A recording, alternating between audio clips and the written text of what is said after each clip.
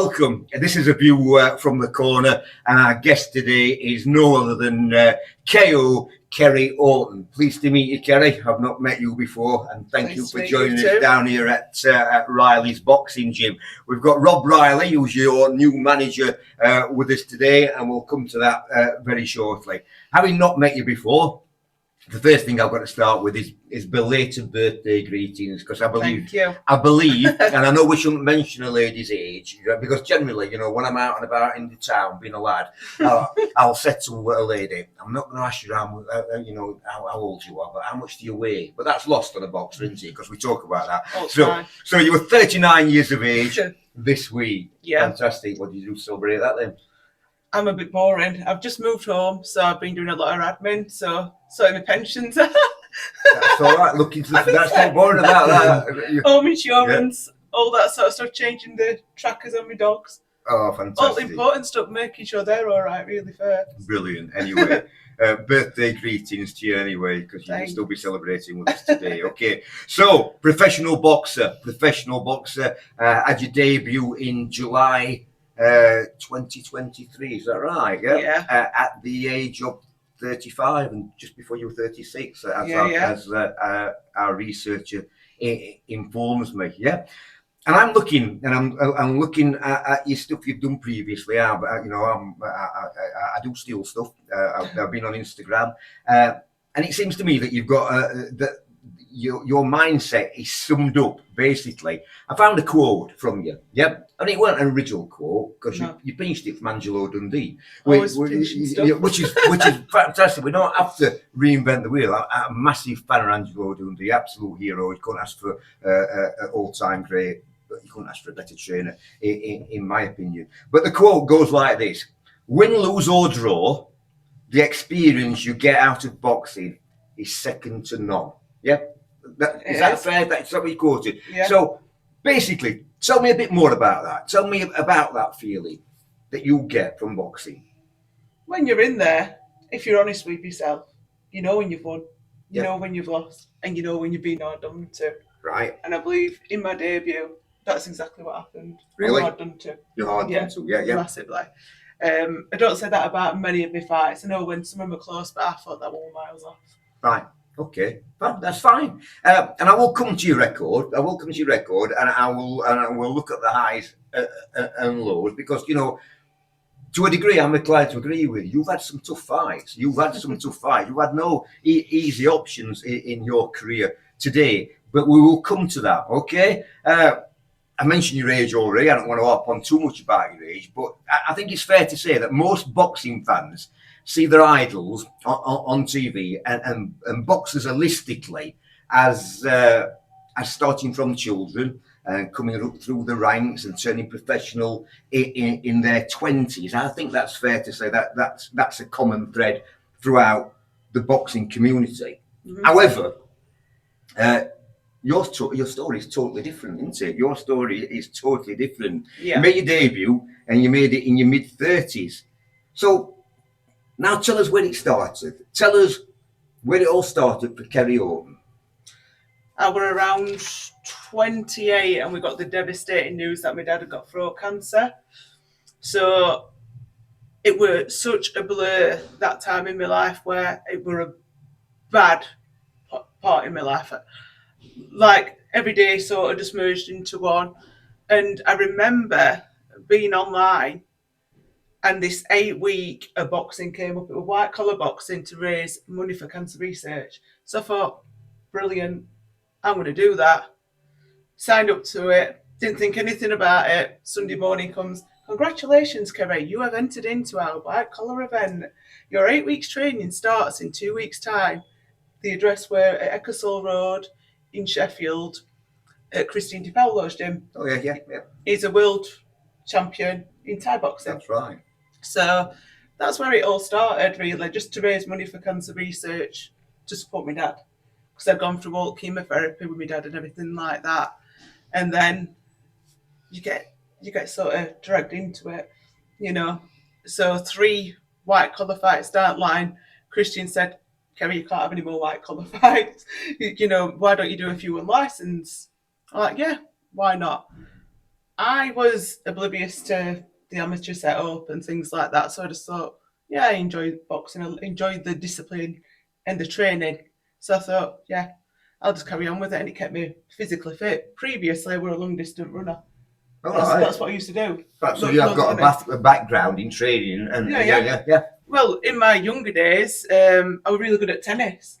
I wanted to turn professional with tennis, but then I didn't. But I'm still in boxing, aren't I? So it don't really matter. Do you know, you're the third person this week that I've had a conversation with about tennis. Yeah. And I'm a big advocate of tennis and how it transfers over to boxing. It's crazy. Isn't it just? Because you've got footwork, you've got hand-to-eye coordination, you've got tactics. It's a brilliant game, and we're trying to get a table tennis table set up in our gym. But I do like the full tennis. So, gone off on a tangent there a little bit, but so white collar boxing, unlicensed. For our viewers and for those that aren't sure, tell us the difference between white collar and unlicensed.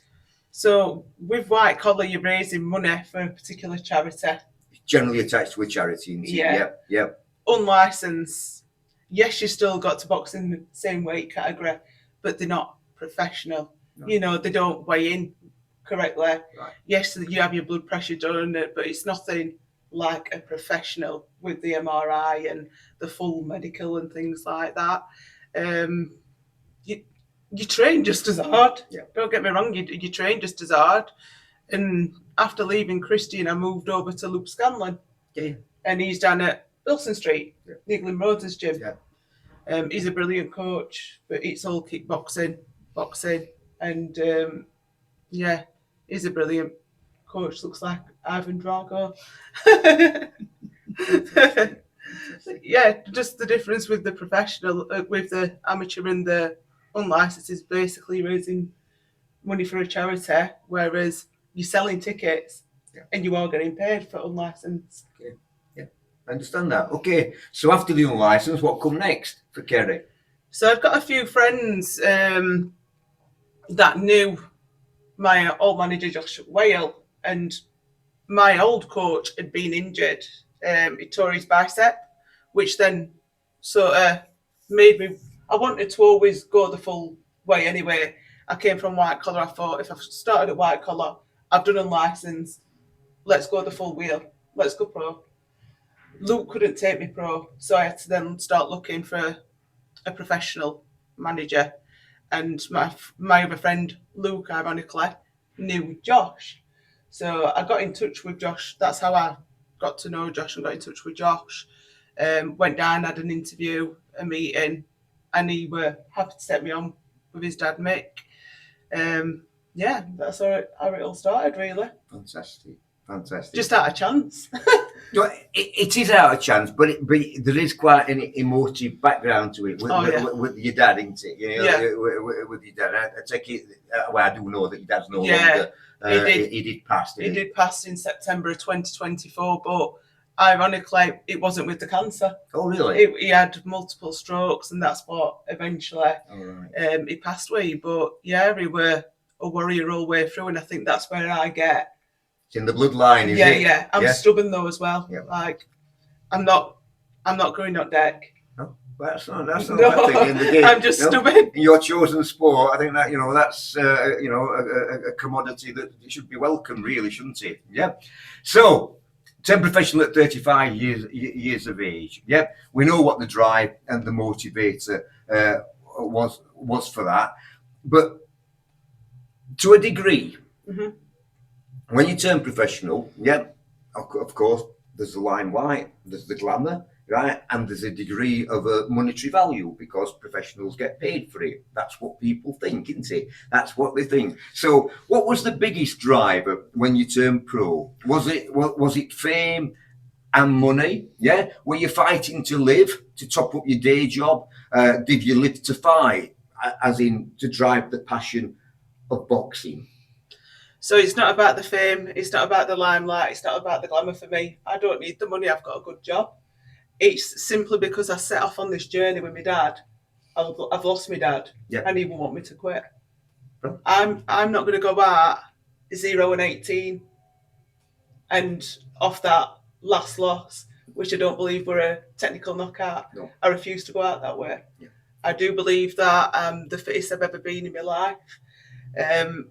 When I were 18, I was nowhere as fit as I am now. And I refuse to give in. Like, I think I've got a good couple of years left in me, and I'm going to give me all, and people will see that. Thank you. Excellent. I get that, and it's really, I can see that you're passion driven. I can see that, and I've only just met you today. Yep. So, do you think boxing found you at the right time, or do you ever think and wonder back retrospectively that if you would have found boxing 10, 15 years earlier, do you think you would have been telling a different story now? More than likely, but I'm so thankful that boxing did come into my life at that stage, because it was a rough road with my dad. It taught me don't get me wrong, I've always had discipline, but it got me into that routine, the discipline, and, that continual routine of prepping your meals, going for a run. Someone didn't have to tell me to go for a run. It's just part of your routine. People say, oh, I'm in a camp. No, it's, you live it or you don't, do you? Brilliant. Okay. Sheffield born and bred lass. Is that right? Yeah. Which part of Sheffield? Foxhill.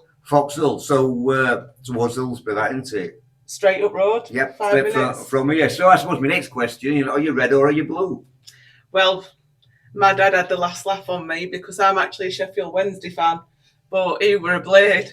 Oh, really? Yeah. And on my kit, I come out and on my shorts it's Blades, but I'm actually a Sheffield Wednesday fan, so he's laughing at me up there. Now that is interesting because I've seen the publicity and I've seen the Blades. That's for your dad. Yeah. That's for you. That's fantastic. That is really, that's very interesting indeed. Yeah. I mean, I'm a Mighty Miller. I'm a Rotherham fan. Yeah. I mean, you know what I mean. So I don't know anything about football because it's Rotherham United. But my first game was actually my first game I ever went to were a Sheffield United game in 1978, January the 7th, 1978. And it was Sheffield United against Arsenal, because your dad will like this. If he's looking down, there'll be a thunderbolt coming down in a minute.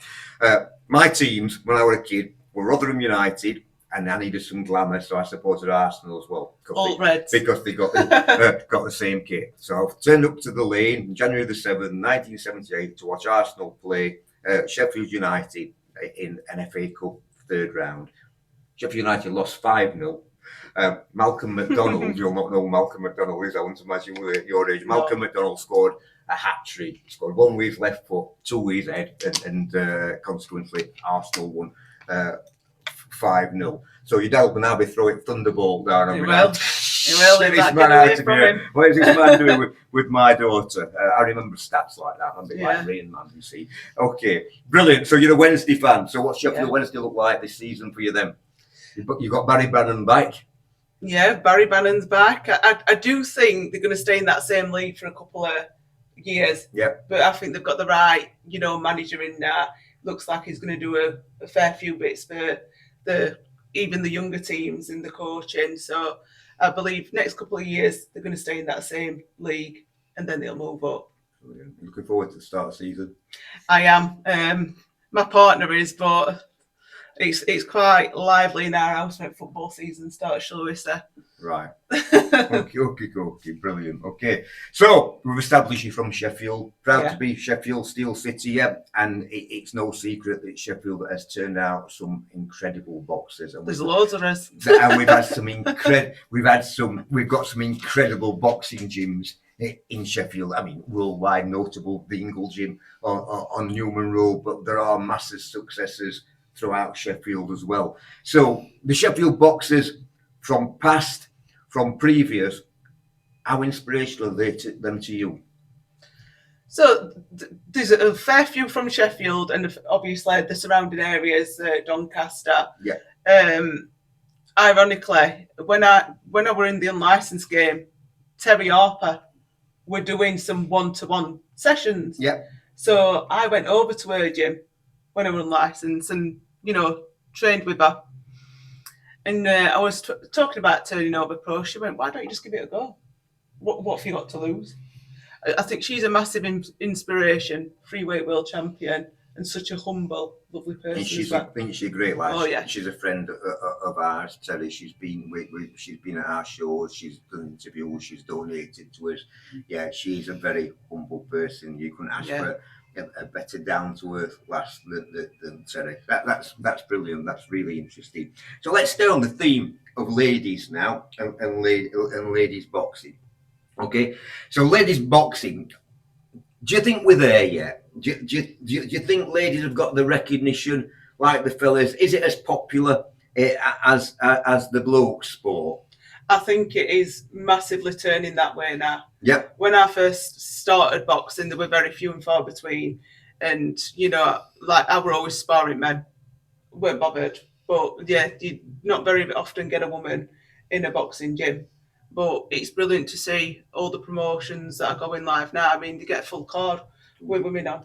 So it's brilliant. I think we are hitting there, and I do think it's popular. I think it's getting a lot popular.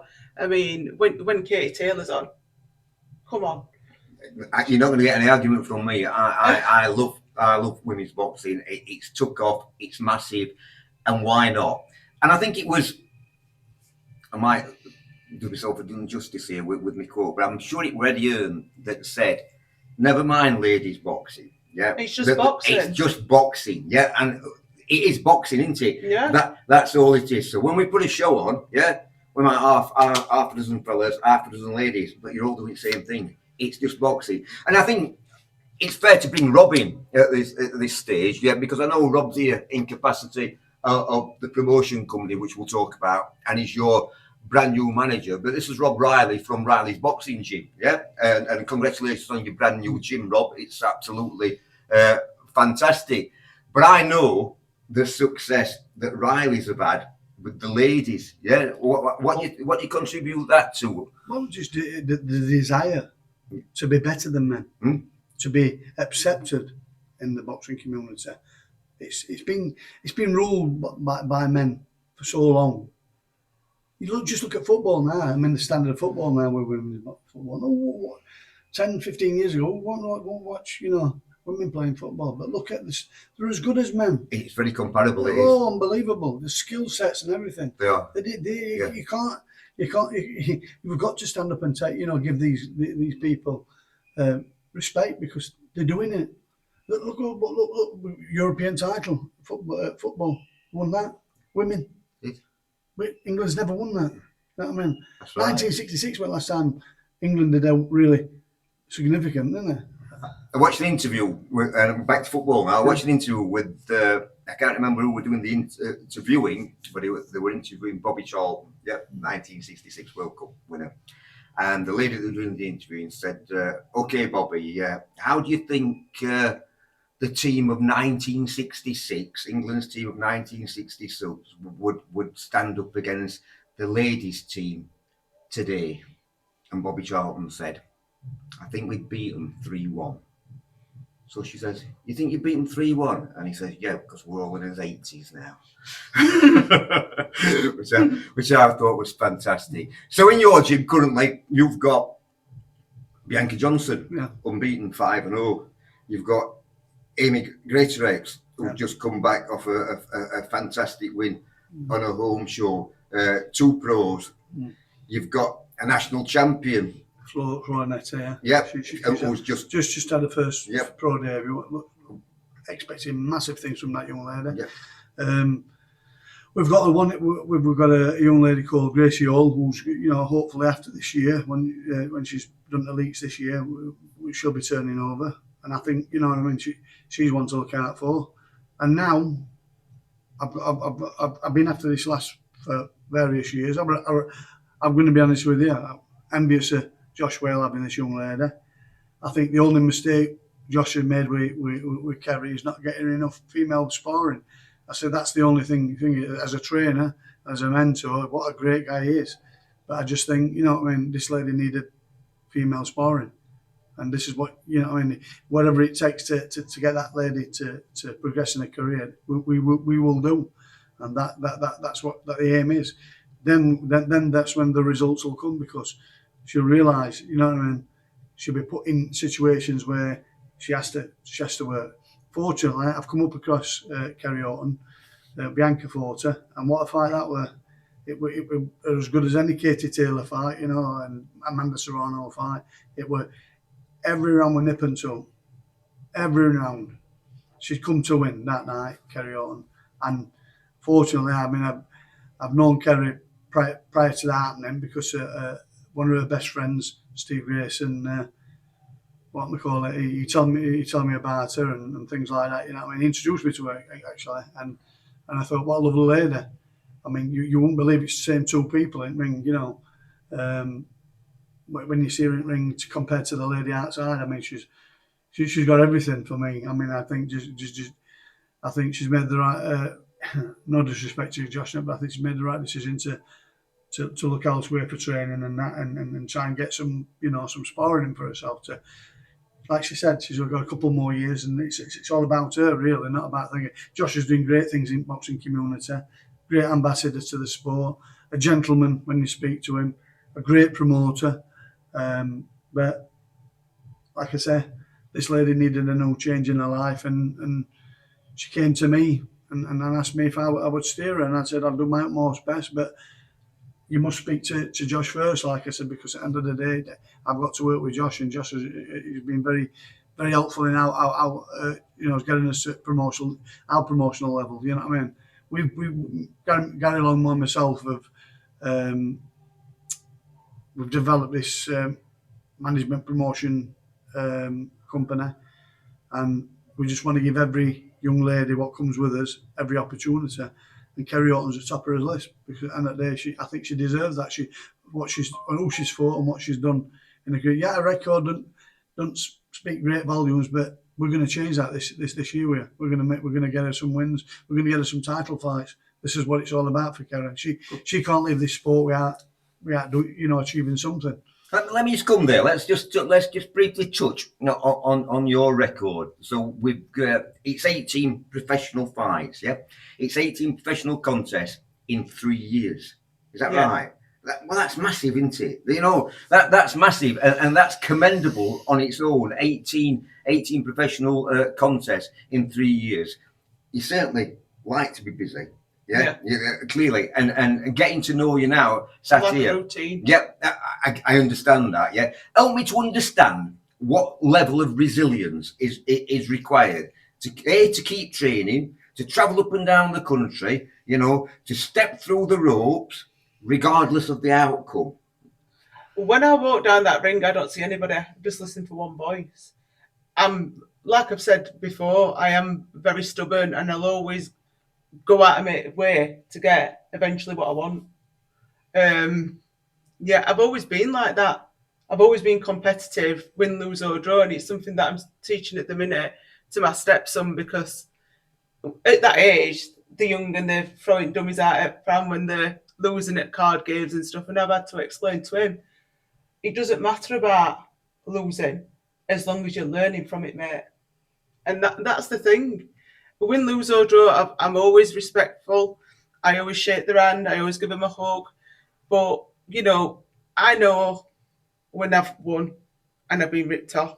I know when it's close. And I know when I've been beat up. I know. And, you know, if you're in this sport, you've got to be honest with yourself. And far too many aren't.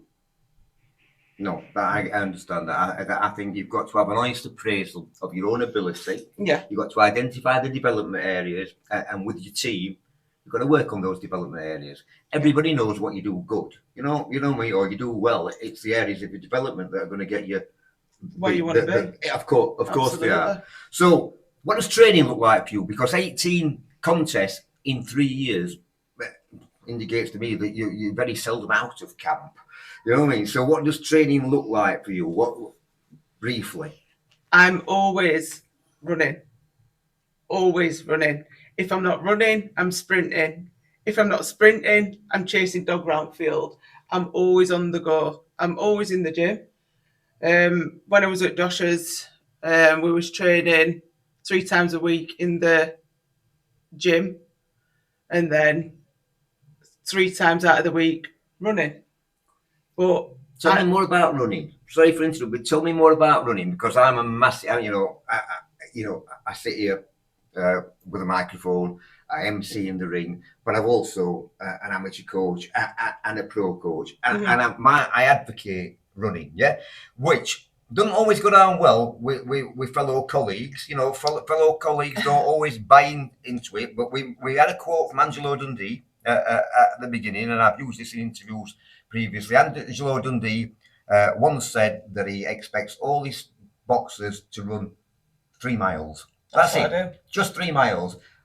We're not marathon runners. We're not going to be up there, on the podium at the Olympics. It's 3 miles of conditioning. It's the foundation. It's getting the legs. And whether it's Muhammad Ali, George Foreman, Sugar Ray Leonard, Jimmy Ellis, you can't dispute that if Angelo said it, then there's got to be science behind it. So would you? And you've alluded to me earlier that you were a long distance runner. Yeah. So what is the benefits of running in boxing? For me, it's them let around when your opponent's knackered because they've skipped on the running. You're going to go on top, aren't you?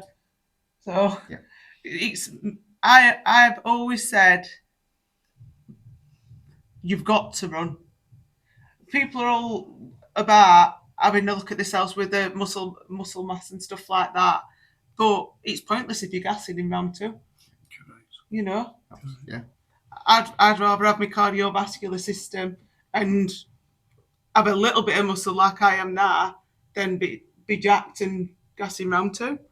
I think it's really, really important that they get the running in. Three miles. I'm not bothered what anybody says. You must run. You must run. Because stamina is going to get you through. Your stamina. If you've got that stamina, you've got that engine, you're going to get through it. A good engine will be a good boxer any time of the day. No, I totally agree with that. All the style in the world, mate. But once, if you can't keep your opponent off you, that's when you think you can have the best style. I've proven it time and time again with my boxers that you look amazing, kid, but you know what I mean. You've got no engine. This is a marathon, not a sprint. You know what I mean? Fantastic. Okay, then, come on, then. Let's dig a little bit now. So, this is a new chapter. It's fair to say it's a new chapter in your career. In every single aspect of my life. It's almost like the second coming with George Foreman. He came back and how successful he won a world title at a grand old age. But for you, Kerry, this is a new chapter. You've got a brand new trainer in the form of Ian Baines, yeah? You've got a new gym. You're boxing out of the Millennium. Is that right? That's right. In the home of football down there in Rotherham. Yeah. You've got your brand new manager, Robert Riley, at the side of you, and you've got a promotion company in the form of RL Promotions, which is headed up by Gary Longmore, Robert Riley, and Jen Lee. So there's a lot happening. It is brand new, yeah? Does it make you anxious? Does it make you nervous? No. Does it make you excited? Excited. Fantastic.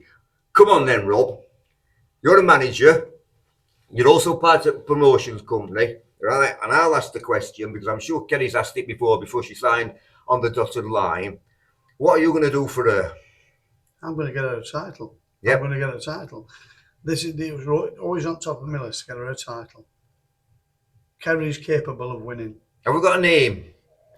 Have we got a name in mind for the next fight then? I'm going to build up for a title. Not yet, because basically it's new. She only came to me last week and said, look, I'm looking for a new outlook on boxing. I've always had, you know what I mean? I thought if I could do this with her, I want to see her sparring now. I want to get it now. She's got the option now. She's got for sparring. We've got lots of female boxers in gym for her to spar with. She's got, and you know what I mean. She's got somebody at back of her now what's got everything to offer her. Can give her the sparring. Can give her the guide. Steer her in the right direction. Give her every opportunity. This is what it's all about. People like Kerry, who's put so much into it in such a short time, deserve something. So my main is just to see her sparring, get her head moving properly, getting a bit more sharper, which Mr. Baines will sort that out. Is that where you see the development areas for Kerry? Yeah. I'm hoping so. I mean, there's a few guys I really have a lot of respect for in boxing, and Mr. Baines is one of them. Yeah. You know what I mean? I really do. I think he's, you know what I mean? He's never been given the opportunity, but now he's got Kerry. I think it's for him to shine now. It's for him to take it forward. I'll stick my nose in because I can't keep my own pull. You know what I mean? I'm one of them people. I'm very. If I see something and I think it should be, it should be worked on, I'll tell him, and that's what I'm saying. As much as I'm a manager, I'm a coach as well. Yeah, of course you are. So you know what I mean. I've a lot of experience. I met a part of world champions. I've been in with all the best in the world. You can take a nugget from anyone. Yeah. So only a fool would blank, wouldn't they? Only a fool. Like I said, but I believe in Mr. Baines. Josh is a very good coach, but I think Josh has got a lot on now. He's got a hell of a lot of fighters now, and he's got you know what I mean. He can't give the time. I don't think Josh could give the time to carry what she deserves. You know what I mean? And that's why we're small at the moment, but we've got a good selection of female boxers. So I'm going to make it a lot easier for Kerry to develop. You know what I mean? So, and she'll develop, I think, because she's got so many great assets. She's strong, she's tall, she's got a lovely reach. You know what I mean? And quite good footwork. You know what I mean? You know what I mean? So all the things is there, but once, like I said to you, it's like Malcolm White said, she's got all the right notes, but in the wrong position. So basically, that's what it is with Kerry. We're gonna execute that. We're gonna make it. We're gonna take her to levels that she's not used to, but also she's gonna get every opportunity to achieve. Then, like I said, I'll do my job. Mr. Baines will do his job, and it's down to Kerry then to execute it and win it. I'm gonna give Kerry Orton the very best opportunities to achieve. What's that sound like, Kerry, then? Brilliant. I love a challenge. Fantastic. What do you want from Rob as manager? What do you want from the collective that is RL Promotions? I want the opportunity to box in my own city in Sheffield. That's a done thing. That's a done thing anyway. That's gonna happen for you. In front of your finger. All them people what's not had the opportunity to see you. Gary and myself will guarantee you that. Well, let me just come in there because I am fully aware, as I hope most of Sheffield are getting to know now, and the boxing fraternity, that RL Promotions also is proud to have their own venue as well, where they're hosting boxing shows. And it's in Sheffield, so any stones will throw away from your beloved Sheffield Wednesday ground. Yes, yeah. It's called the Old Forge. So would that feel like a homecoming? Is that an advantage? Would you feel like you've come home boxing at the Old Forge? It's a massive advantage because my family live literally 5 minutes away from this venue. So, it's a night out for them. It's a walk home for them rather than having to travel to see me box. All my family friends are literally a 5 mile radius, 5 minutes from here. So it's going to be brilliant for them. Yeah, really good. Kerry's quite a popular young lady in Sheffield anyway, so I don't think we'll have any problems, you know what I mean, financially and in the sense of a support-wise thing, because she's well liked. Like I say, from Answorth, Parsons Cross, Pittsmore, everybody knows, most people know Kerry.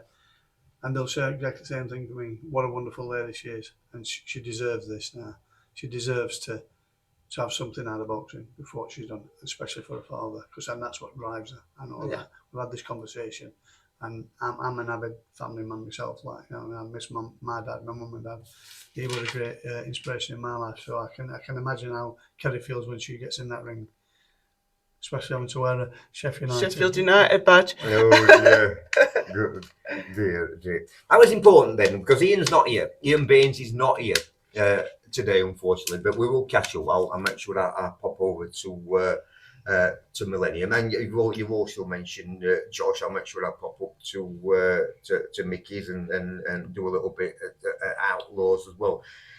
But how important is it then to you to have the correct team around you? Everything's new at the moment. You know, it's chopped and changed. You've got a brand new coach, and I suppose where I'm going with this is that from a coaching background, myself, you feel a bond with the boxer. You spend a lot of time with the boxer. You get a bond with the boxer. You get a rapport with the boxer, and then there's the trust in the way you trust the boxer as well. And we know boxing generically is a family thing, isn't it? You know, when you walk in a boxing gym, it's family. But a relationship between boxer and trainer, that's special. Is that important to you? It is. It really, really is. I mean, Baines was there for the one amateur, in and out of Mickey's gym, for the one amateur fight that I actually had. And I boxed Billy Jomelinski and won. That's how I got my professional license.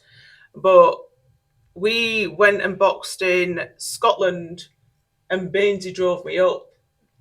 And, you know, he's been in and out of the gym, he's had me on pads and stuff like that prior, but we bonded on that trip because I chatted his head off. Yeah. All the way to Scotland, all the way back, and I think I ran out of batteries around 2 minutes to house. He said, Kerry, you've not shut up all the way. But it's just we gel on the pads together. I trust what he says is right. He's stripping me right back down to basics, you know, ironing out the bad, putting in the good, you know, and it's going to take its time, but I can see a huge improvement already. Already, yeah, that's nice. No, that's nice to hear that. It is very. I think that it does mean a lot to have that bond and that relationship. So we've touched on the fact that the clock's ticking, you know, and that you've got a big birthday next time, haven't you? Yeah. You've got the big 4-0 coming up. So before we get to the big 4-0, what's the goal? What would you like to achieve before you turn 40? I want at least a couple of wins under my belt, and then be in the sort of mix to go for potentially an area title, something like that. Fantastic. And that's all achievable, isn't it? Yeah. Very much. Would you agree with that, Rob? I'm definitely going to get at least a silver Commonwealth, at least, before then. That's how confident I'm in Kerry Orton. That's fantastic. I mean, I really am, honestly. I think the girl's she deserves that.